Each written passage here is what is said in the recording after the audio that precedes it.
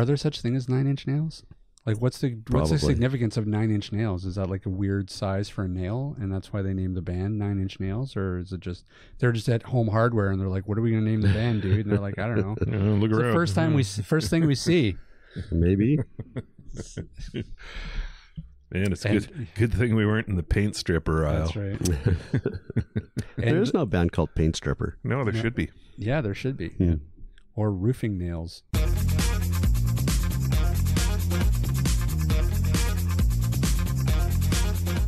Welcome to AT Banter, the podcast where we discuss anything and everything regarding the world of assistive technology. With our hosts, Steve Barkley, Rob Minot, and Ryan Fleury. Now, let's banter.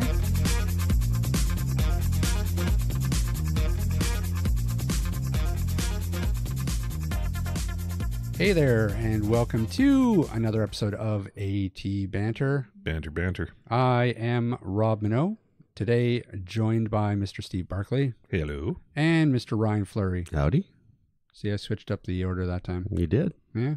Got to keep you guys on your toes. That's true. And look at how quickly we responded to. I know. We're snappy. We're then. professionals. This is like, we're in the 70s in terms of episode numbers. So we've been doing this a long time.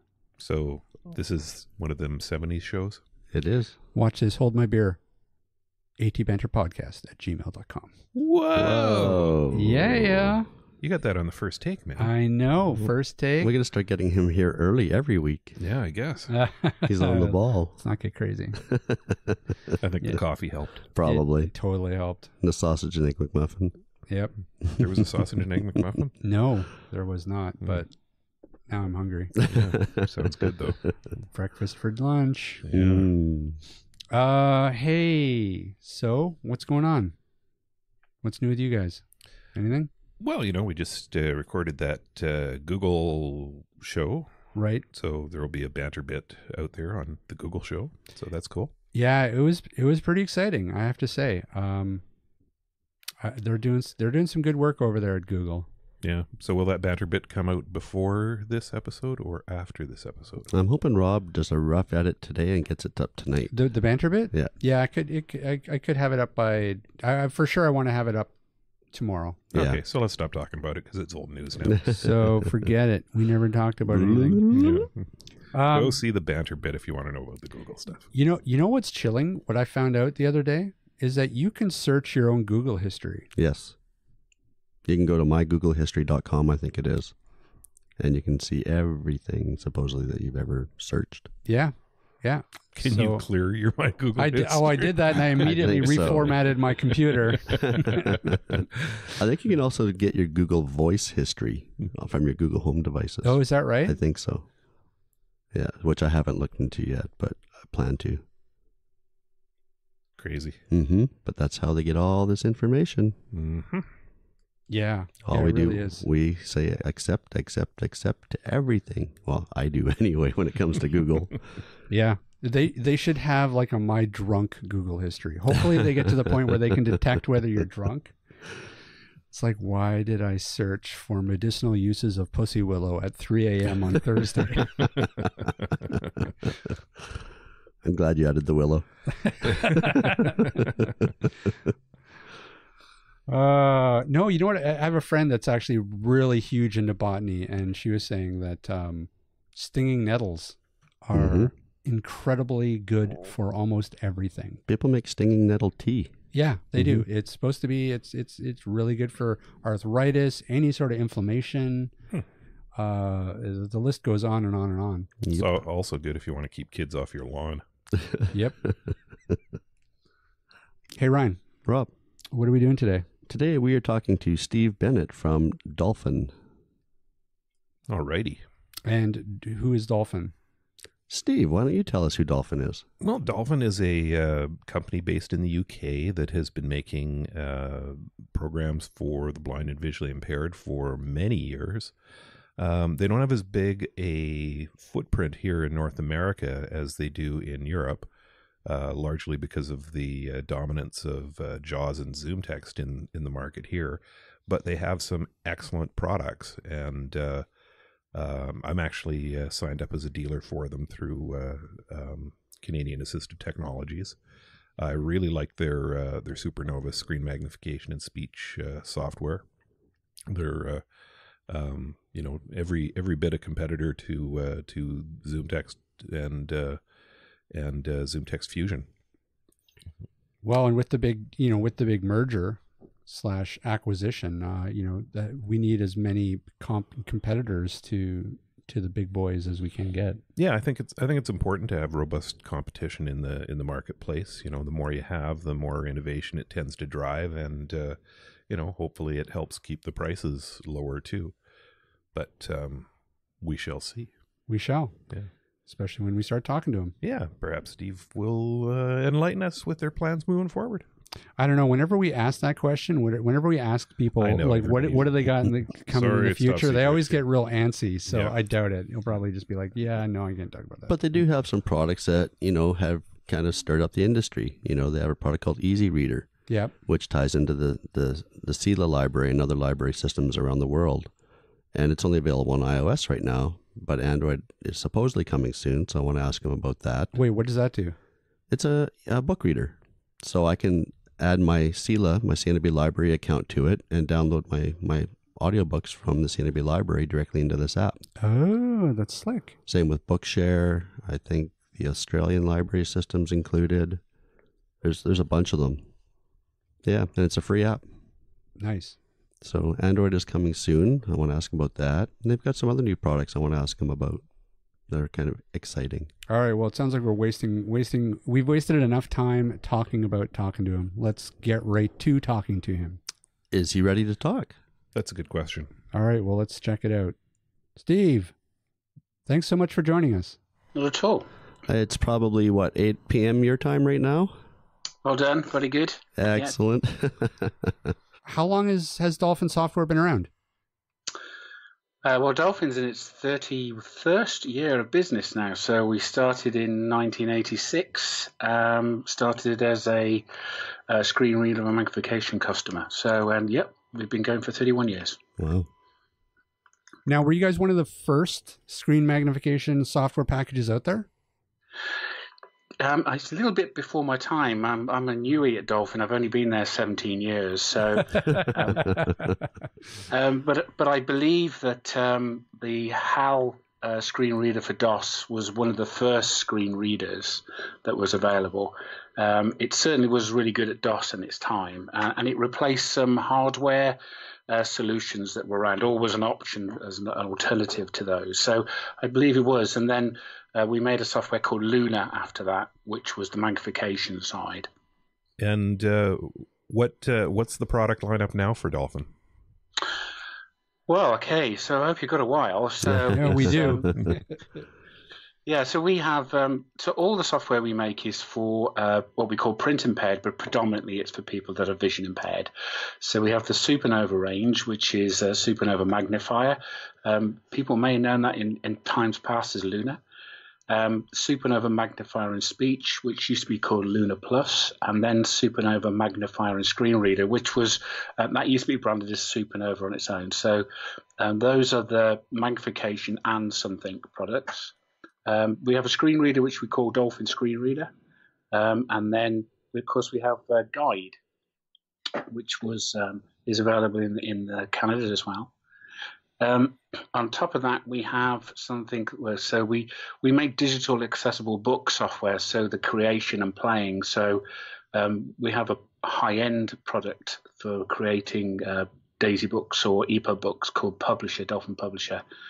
And then if you're looking for a solution to actually convert PDF or something from a scanned document quickly into Braille, large print, DAISY or MP3, Easy Converter is a real dead easy tool to use. And then last but not least, we've just released an iOS solution for Easy Reader, which is available for free. And there'll be an Android version later this month as well, which is identical. And then we have a Windows version, and they're called Easy Reader as well. Well, that was my question, was when was the Android version of Easy Reader coming out? And you've already answered that, so glad to hear it's coming soon. Yeah, so and I'm on that team. We have different teams, so I'm part of that team. So the scheduled is the last week of this month for the release. So I'm looking at, I would say, 2 betas from the end, and we get a weekly beta at the moment. So yeah, just to reiterate, that does support this CELA library or CNIB. So we did make a bit of an error with that people had to put CELA underscore in and then their number, which caused a lot of confusion to people, and we've stopped that now. So whether you do or you don't when you're logging in, it's all resolved, and you only have to do that once. Nice. Okay. What other libraries does it support? Gosh, it's got 16 in all. So we've just supported the Russian library LKF, along with the Polish library DZDN. So on your side of the pond, we've got so the US libraries would be Bookshare and NFB, and we'll also support the educational CAMI shortly. I believe that's going to be better supported in the Android version. We do the not copyright EPUB and Gutenberg. And then if you're on in Europe, we support RNIB, Bookshare. We support the 3 Swedish libraries, the NLB in Norway, in Denmark, Nota, in Germany. We support the newspapers, and then we'll support Medibus, which is the other library. Where else? I've forgotten them, but there's 60. There's quite a range. You're global, so that's great. Yeah, I mean, what we're trying to do there is, I think there was somebody absolutely nailed it. Was what we were hoping to do was make a free app that people could use, and then they could go to multiple libraries rather than having different apps for different libraries. So they could save all their books in one place, so they didn't have to keep switching between different apps. So to that end, we'll hope to support another library in Canada later this year as well. So you have a software package that's a magnifier and a screen reader. Was that always the case, or did you ever at any point have a standalone screen reader?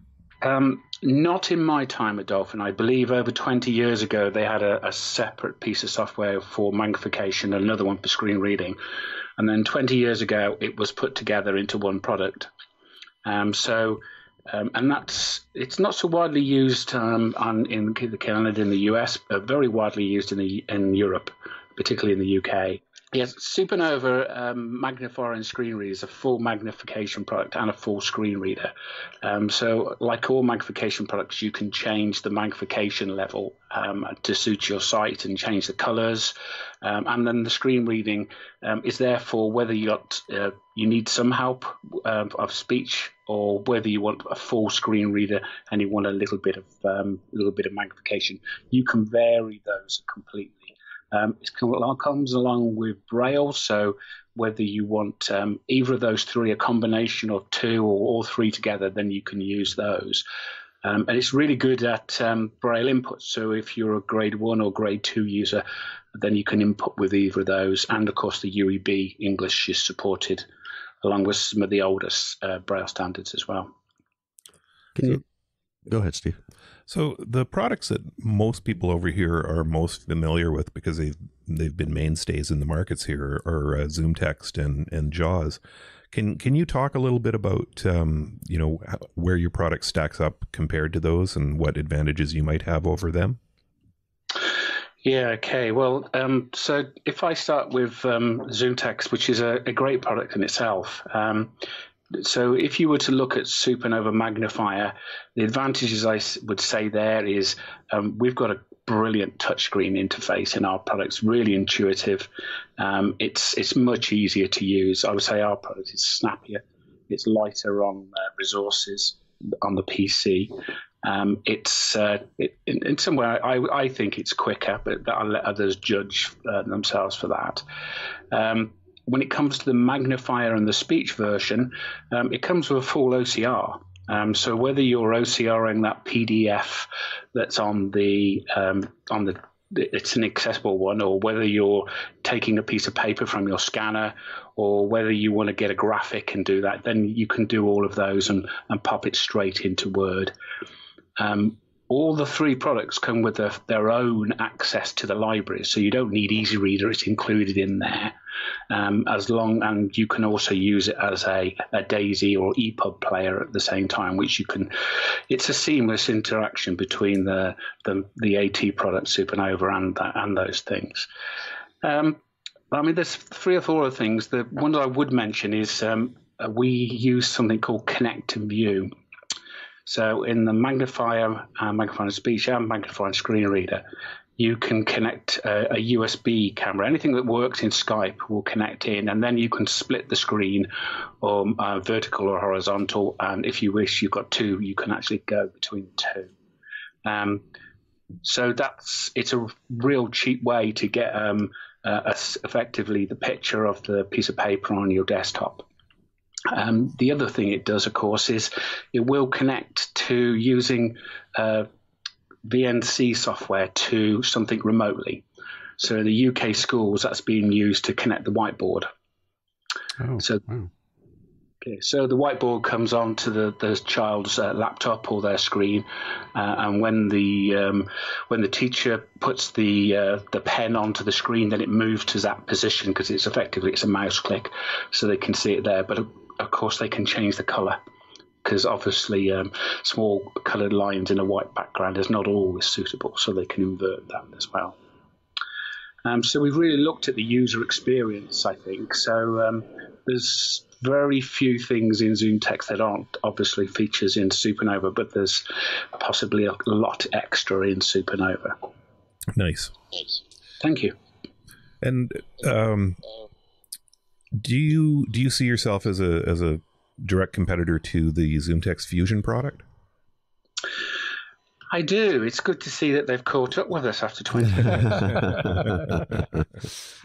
Welcome to our party. I think the bit that they've missed, all right, and in itself, those 2 products are great. I understand.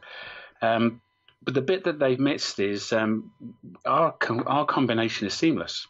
It's one control panel. It's one set of hotkeys. You don't have to go between 2 different control panels.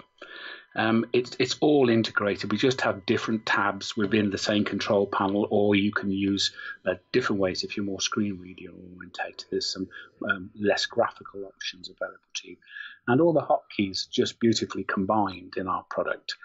The installation is so much easier when you're installing one product in that way. And of course, one of the things we've done is made profiles. So in magnifier and screen reader, if you've got 3 people working for you, or there's 3 children in education there, then you can the one user can set it up as just magnifier, the next one can set it up as magnifier and speech, and the third one can set it up as the full product, magnifier and screen reader. They just change their profile, which means that they're not getting features like perhaps the speech isn't there when they don't need it, perhaps the magnification is when they do. So it's I'm good to see that they've joined us. It's just I think they've missed a trick in combining the product into one interface.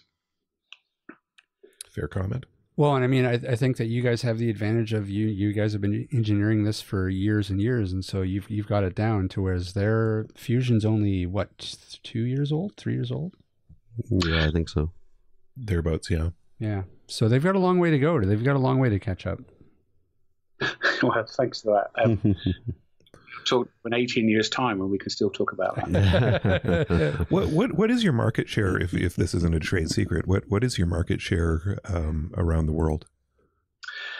Do you know? I would say it was fairly low if I talk in general terms in the US and North America. In Europe, I would say we would be much stronger. We're strong in South Africa, we're strong in Poland, in Germany, Holland, Belgium, Scandinavia, and those parts, where I would say that in some of those areas we are the majority of the sales. Varies quite a bit by region. It does. It's A lot of this is down to history, where you've had a really good dealer that has taken on Dolphin products, and where the funding is complemented the actual the products themselves. It comes down to that. So I would say in your region, the AI Squared made a great job of tying up the best dealers very early on, and sort of left us without those people, and that was part of the solution. They did a darn good job at the time. Now, is the education market a big chunk of your market? Yeah, it is. I mean, mainly because we made a USB version which can just be moved around from PC to PC. So you just the whole of the software is available from the USB version, and we've licensed users. We don't license machines. Right. In that way, you could have 300 or 400 machines in some sort of education establishment, and if you had two vision impaired users, then you could put it on all of the machines just for those two. Right. We really dislike the special machine in the corner of the room. So, yeah, our education has been really strong in the UK, and again, across Europe. I won't name all the different countries, but because in our magnifier and screen reader products, you had a solution, whatever the vision impairment of the user. Now, in the development process, how important is the community in general? Do you guys turn to the visually impaired community to get suggestions, or how do the beta programs work? Yeah, it's a really good question. We do.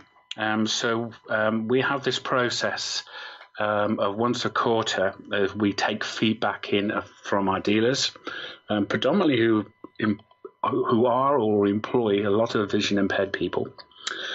We also take it direct from our customers who we deal with in the UK. And then I think 20% of my colleagues have a sight impairment. So they are an important element in that as well. All right. So all of that is put into what we call the quarterly backlog meeting, and we decide what we're going to do for that. And everybody puts a pitch in based on this would be good. So we know where we're going for the next the next 12 months in sort of quarters now. So yeah, it is important. It's sent out as a beta, and then of course the beta testers give us feedback on what we've actually made, which is really vital, because the machines which are at Dolphin tend to be highly sanitized. They don't have that wide variety of software that's on different applications or different applications on different PCs. So it's really useful to get that back. And in general, do the updates come incrementally, or do they sort of just do you guys just release a new version of the software every few years? Yeah, okay. We've tried to release one per year, which is around about the October time. So it's going to be late this year. We're actually on version 16, and version 17 will come along, I think it's about late November, December. So what we've tried to do is also have interim updates. So we're actually on 16.05 at the moment. So if you have upgraded, then you get you'll be an 01, then you get 02, 03, 04, 05. They come in free. They've tended to be our bug fixes, and of late they've also been Windows 10 challenges as well, as Windows 10 changes and Office has changed. We've incurred problems. So what we've tried to do is actually keep our users up to date with those. So are you guys involved with the Windows Insider program then? So you get the early release builds and can test it against your product? Very much. Yeah. So yeah, we're testing against and have been testing for a while against the fall release of Windows 10.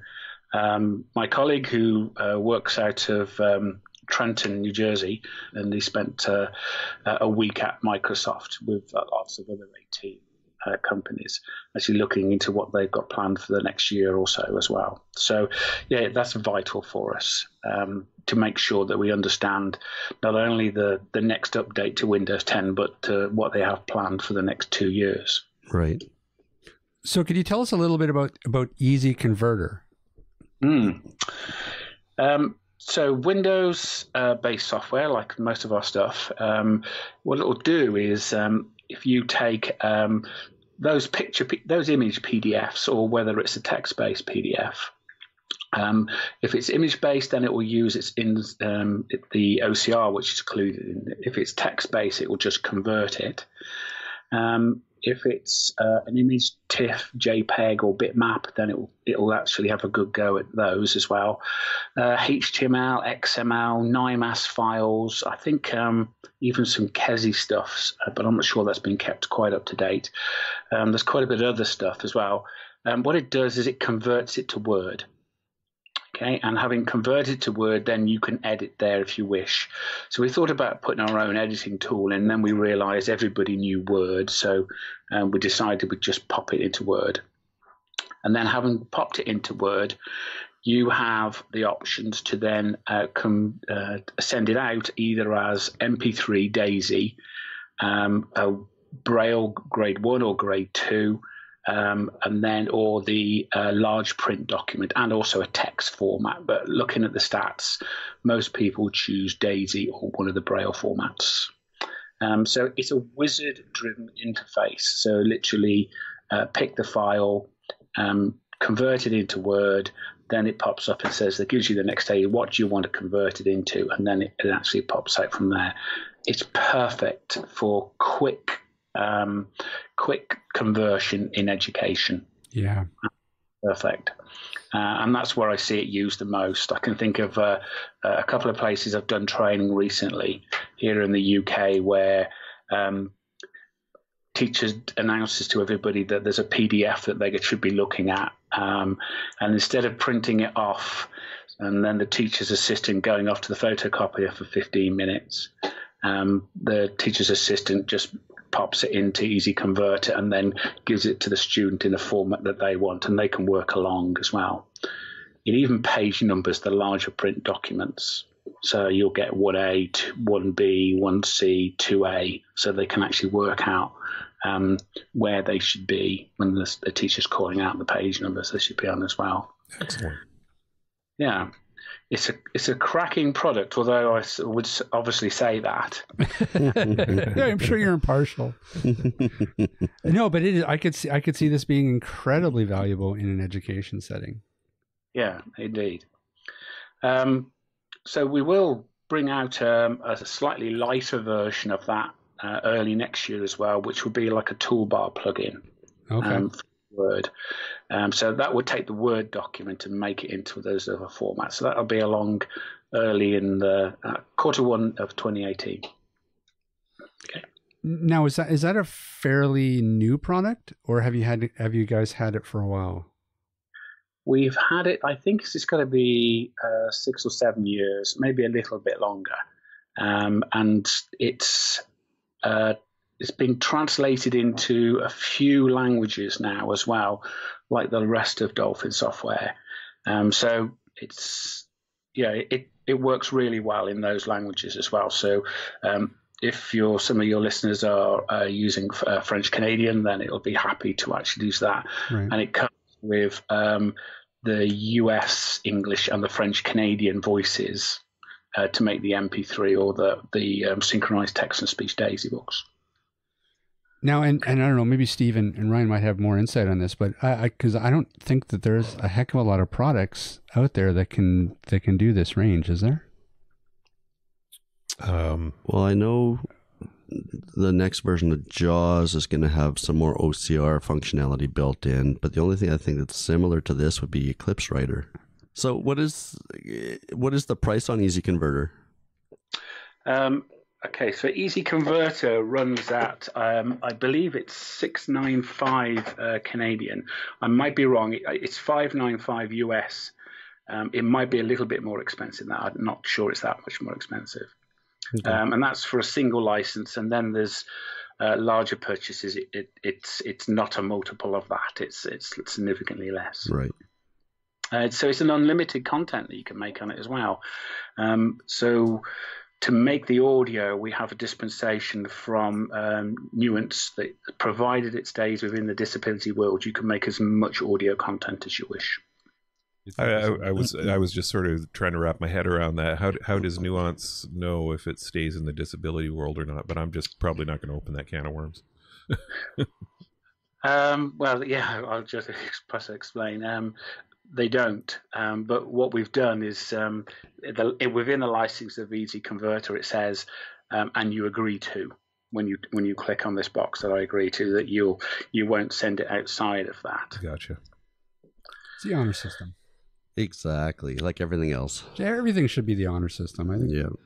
So a number of years ago, I looked at a product you guys had called Guide. Is that still around?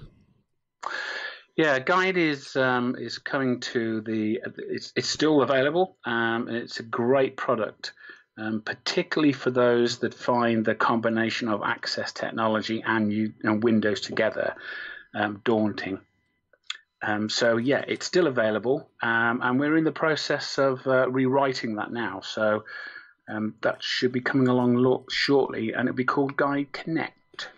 Now, sorry for those of us who aren't familiar with it. What exactly is Guide? What it does is instead of going into Windows, you go into the Guide interface, and then you have a numerical menu system, which is consistent between the 25 features. So I think 1 is email, 2 is letters and documents, and 3 would be the web, 4 would be scanning. So if I press number 1, then I would be presented with menus. 1, do I want to download my emails? 2, do I want to write an email? Or 3, do I want to read my emails? And then to go back, you press escape. So all 25 features have that system of you either press the number, or when you're on that item, you press enter, and then you press escape to go back. So you actually have a consistent interface between the features that I mentioned, plus podcasts, internet radio. What else am I going to think of? There's a dictionary. There's a typing tutor. There's a spell checker. And I've missed about 20 features, but they're exactly the same. So you're not interacting with Windows, and you don't need Office on your computer. You don't need what else do you need? You don't need anything like Outlook or anything. You just need a Guide, and it will give you the interface to perform all those tasks. Now, it sounds to me like is the main demographic for this product maybe like an older demographic? I think that's a fair comment. It has tended to be older generation people that didn't use Windows in their working life, or didn't see the need to actually learn Windows. Right. It also has been quite a bunch of people that find screen reading and Windows a daunting learning task, and who just want to do emails and scan and read as simple as possible. And I can think of a couple of dozen people instantly that would use Guide for all of those tasks I've mentioned, but might just use a screen reader for something that Guide doesn't do, because everything is easier in Guide to perform. Let me give you an example. If I write an email, and then I press escape at the end. When I finish writing the email, it says to me, who do I want to send this to? And then it links you to your address book. And that's it's an easy system. You can send to one or multiple people. And then you can also link an attachment to it. Then you just press go, and it tells you it's gone. The email's gone. When you receive one, it highlights the email is in. And when you finished it and you press escape, it tells you, do you want to reply? Do you want to forward? Do you want to save the user? Do you want to view the attachment? Do you want to print the email? It's just really intuitive, and the flow is brilliant. So during the development process, what's sort of the most challenging thing? Is it? I mean, I imagine that every time you guys hear that Windows is coming out with a new version, things just get a little bit chaotic over there, and you guys roll your eyes. Yeah, I mean that's sort of changed in recent times. If I think back to pre-Windows 10 and Windows 7, Windows 98, Windows XP, and then Windows 7 were all really similar in the way that we worked, and we used this hooking system to actually detect what was going on with the software on the screen. Windows 8 changed that, so we had to completely rewrite our magnification code, and then Windows 10 came along. And the only thing that changes in Windows 10 is the name. Everything changes in the background. So there was a release of Windows 10 earlier this year that actually broke our access technology. So we then had to rewrite it. There was a release of Office that meant all the text on the screen was just not there. You just got a page of whiteness. So we had to make sure that changed. So that's our challenge, is convincing people that you sort of need to have a software maintenance agreement or regularly upgrade, even though you've apparently not changed your Windows version, but things are changing significantly because you just can't stop those updates from Windows 10, or it is difficult to do that. Right. So it's been a huge challenge for us that we have to get hold of that software quickly. Then you have to go into a major testing phase to make sure that all of the features are still working. And what if not, in sort of permutations of if there is a fix to be, did that still mean that Windows 7 works? Does it still mean that Windows 8 works? So it's been a huge challenge in that respect. And that's, I think, will be going forward, is the challenge for all the AT companies, is to keep up to date with whatever happens in Windows. Well, I think too, with Windows 10 home users, you have no option as to postponing those updates. You get those updates when they become available. It's only when you get to the Pro version you can actually delay them for a little bit of time. So that's got to be hard to stay on top of.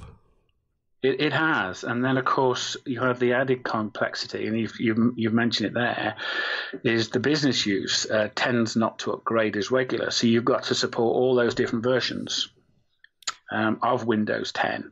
All right, and just to reiterate what I said earlier, the only thing that doesn't change is the brand name on the front of the product. Right.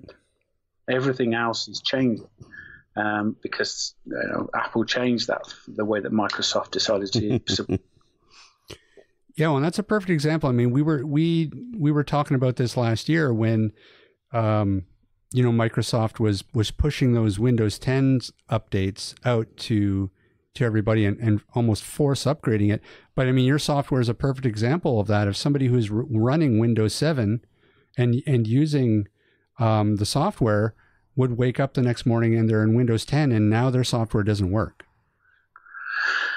It's absolutely right. Yeah. So we've tried, and then of course their first reaction is to blame their access technology because right. Because that's supported. So it's been a lot of education for our customers in and how to work that as well. So to their credit, Microsoft accessibility phone lines have tended to be really supportive in that respect. Yeah, they've helped a great deal. And I would hope that they learn their lesson, because they did get a lot of blowback for that idea of mandatory updates. So hopefully they won't pull that again. It's a point well made, I think. Yeah. There's a couple other products I want to talk about too. Do you guys still have hands-free guide?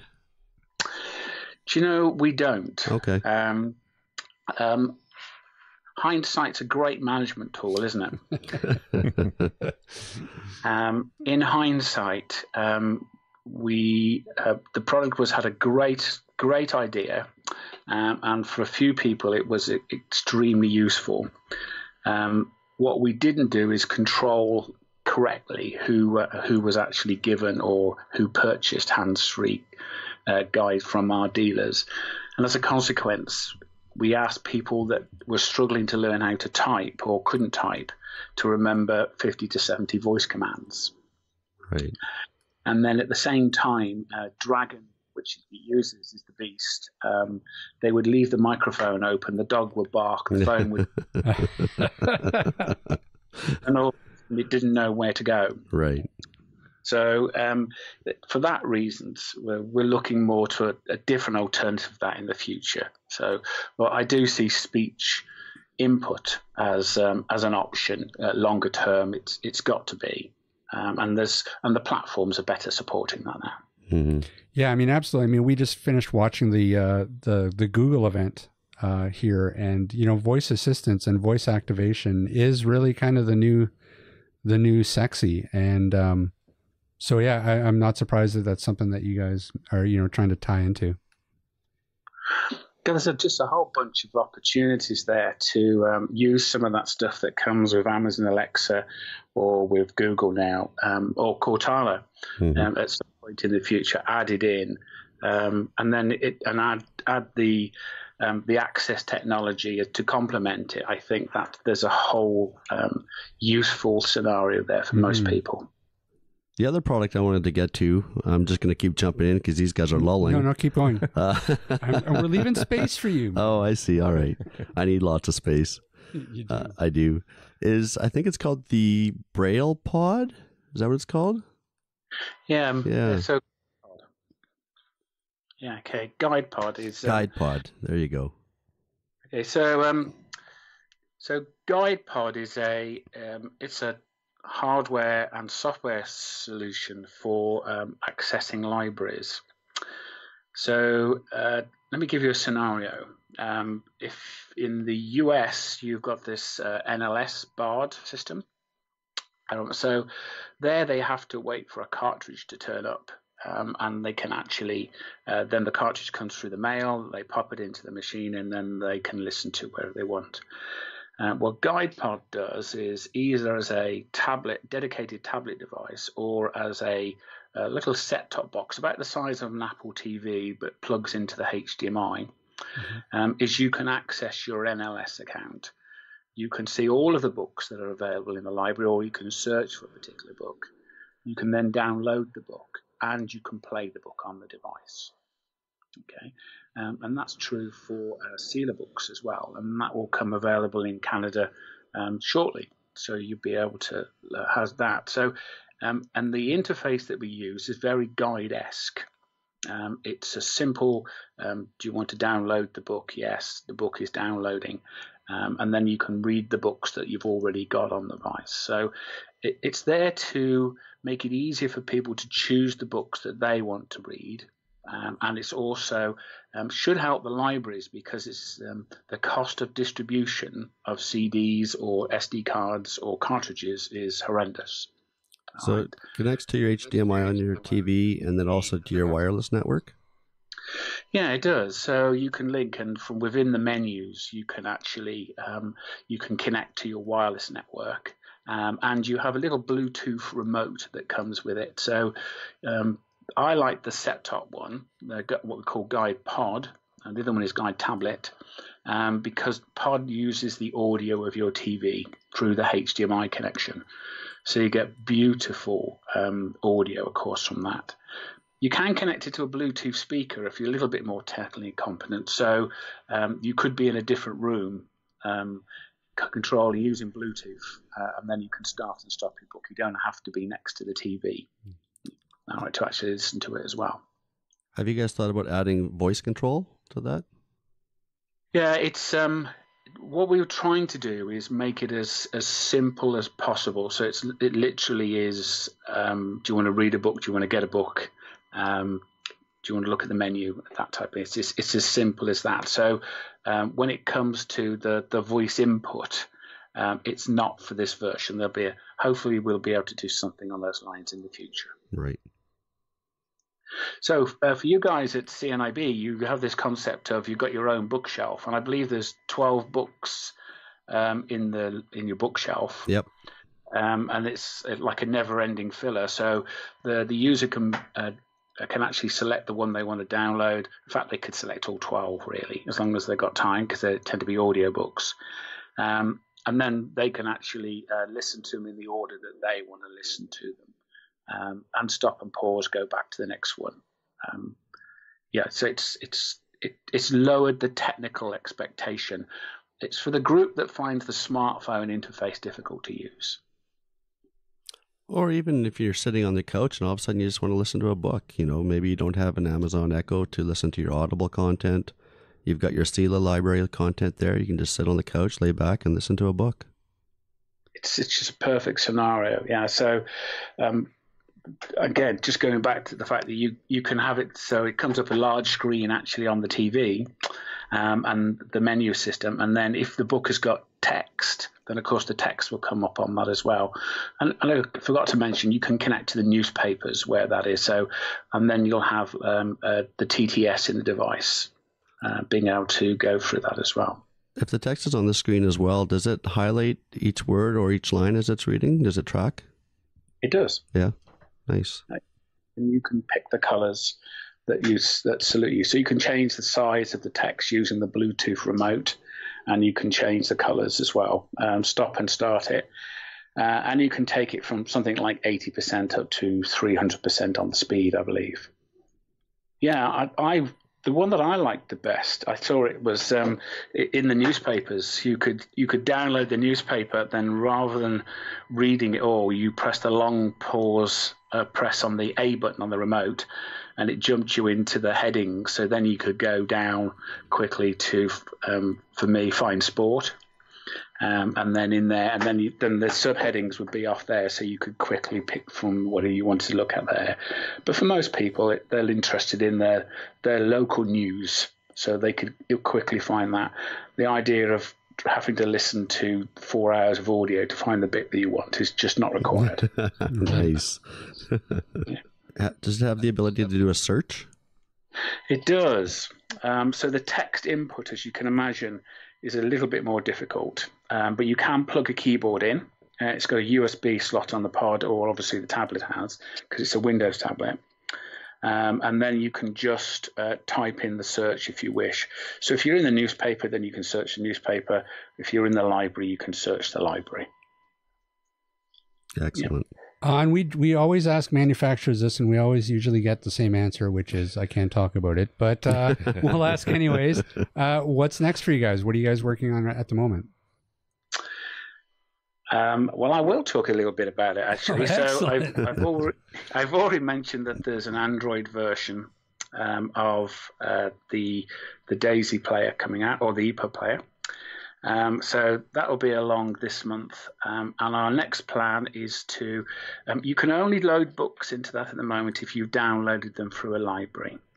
So our plan for the apps is to have versions that you can bring books that you've already got on the device, or you've got on another device. You can open them and then save them on the device and play them in Easy Reader as well. And that will be, I believe that's scheduled for the first week in December to have that release. That'll be version 1.5. And then I mentioned about Guide Connect. So the next version of Guide, which is called Guide Connect, will be along in the first quarter of 2018.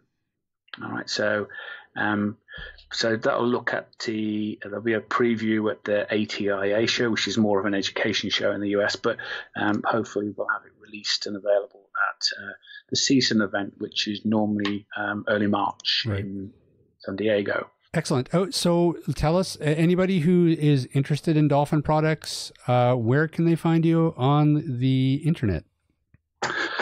Well, so if you go to all the W's, and then go to yourdolphin.com, so that's YOUR dolphin.com. That will take you to our main page, and from there you can see a list of our products. So you can have a look there, and obviously there's more about it. And you can download all our 30-day demos, or if you wish, obviously the iOS one is available through the App Store. So we're available there. And if you want to speak to me, my email address is steve.bennett. That's BENNETT at yourdolphin.com. So that's steve.bennett at yourdolphin.com. And I'd love to hear from anybody. Well, listen, thanks so much for joining us, Steve. It was great talking to you. Well, you're welcome, and thanks for the opportunity, guys. So I really appreciate it. So look forward to speaking to you again at some time. Yeah, indeed. Sounds good. All right. Okay, Steve. Take care. Take Thanks care. so much. Bye-bye. Bye-bye. So. We need to dive into the pool and swim with Dolphin. Yeah. Yeah, that should be in their marketing materials. Yeah, with the Dolphins. I really believe that this is a company that's been unrepresented in the underrepresented in the North American market For years. Clearly it has. They've got some great stuff, and and it sounds like they've been doing what say Zoom Text and JAWS has been doing. They've been doing it for far longer. Yeah. I mean, how long has AI Squared been around? Oh, they go back to DOS days as well. So, okay.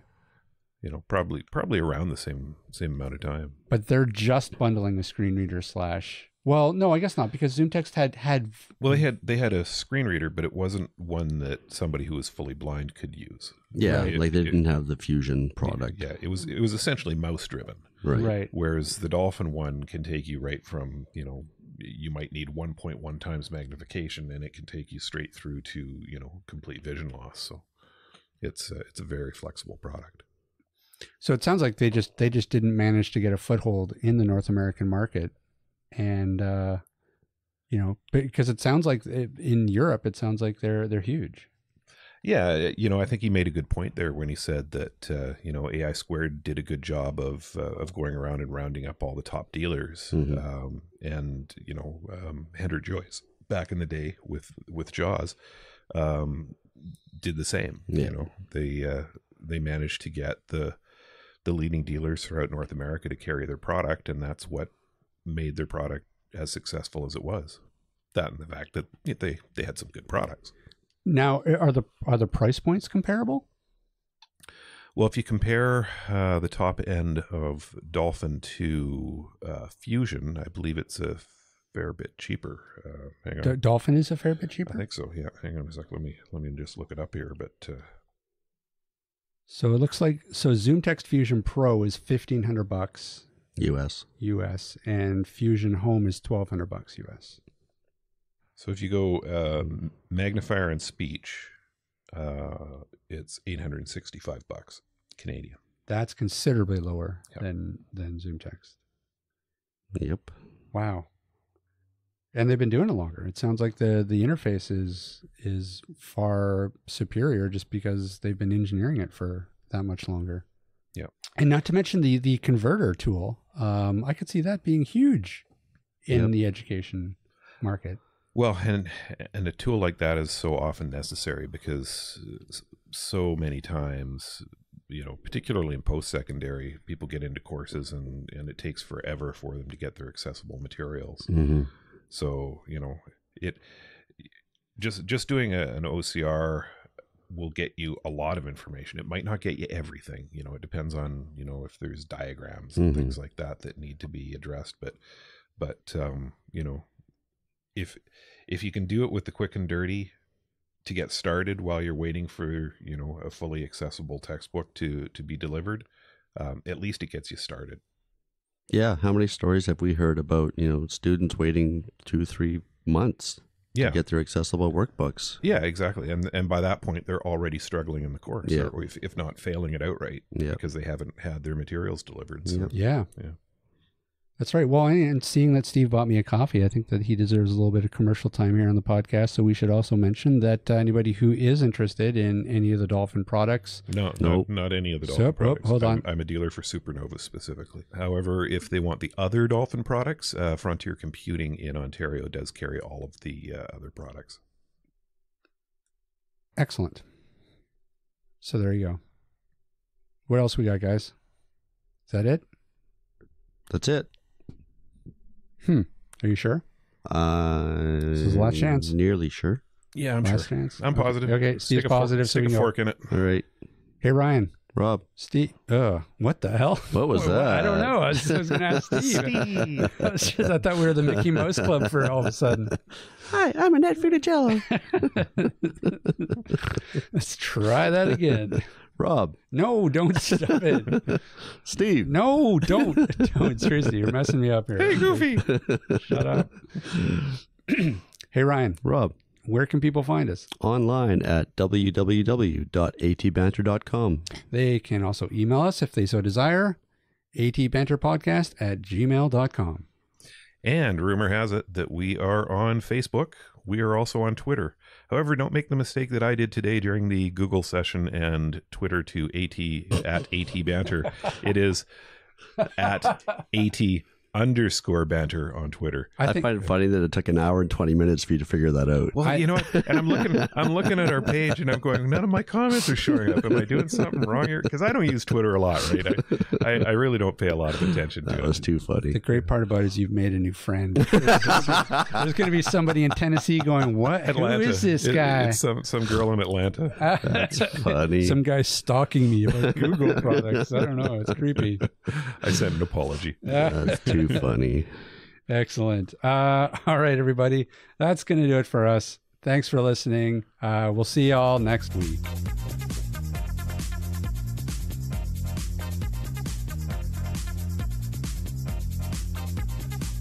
This podcast has been brought to you by Canadian Assistive Technology, providing low vision and blindness solutions across Canada. Find us online at www.canastech.com. That's CANASSTECH.com. Or call us toll free at 1-844-795-8324. For all your assistive technology servicing needs, call Chaos Technical Services at 778-847-6840 or find them online at chaostechnicalservices.com. Music provided by bensound.com.